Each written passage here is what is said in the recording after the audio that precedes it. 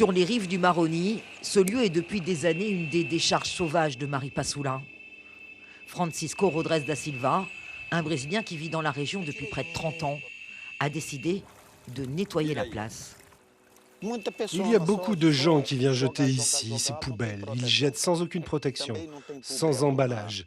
S'il y avait de grandes poubelles, ça changerait la situation. S'il vous plaît, si vous mangez, si vous buvez, jetez dans la poubelle. Le Maroni doit vivre avec ses déchets depuis des décennies. Toutes les ordures ménagères des communes de Maripasoula, Grand Santi et Papaïcheton atterrissent dans des décharges à ciel ouvert. Les déchets restent à même le sol et à l'air libre. Des installations hors normes qui ont valu à la Guyane d'être condamnée par l'Europe en 2007 pour manquement d'État face à l'existence de décharges illégales ou incontrôlées. 13 ans plus tard, la situation est toujours identique et a même empiré au regard de l'augmentation de la population sur le Maroni. Les ordures sont déversées le long des chemins en terre qui mènent à des abatis et à des habitations.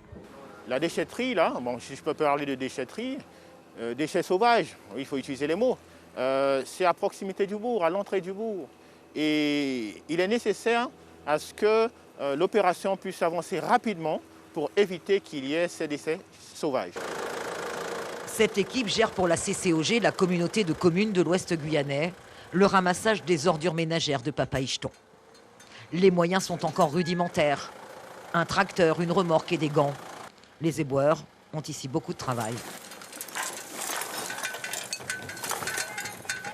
On sortit plus de 300 et quelques bacs par jour. On trouve des agglos, des bois, tout ça. Des choses qu'on ne devait pas le mettre, et ils mettent quand même. Bon, ben, on travaille, on fait avec. Hein. On met à la décharge. Tout mettre dans la même décharge. Hein.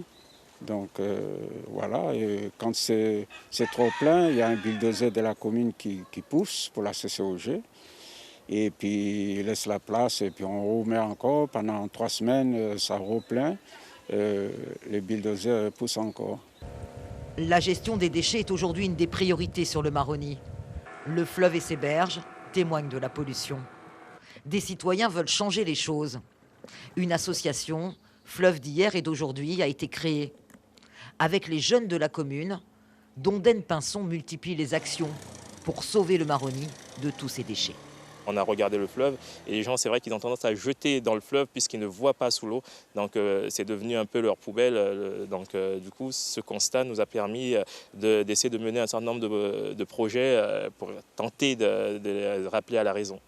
Malgré les actions citoyennes, le Maroni n'en a pas fini avec ses ordures. La communauté de communes de l'Ouest guyanais gère chaque année 18 000 tonnes de déchets ménagers.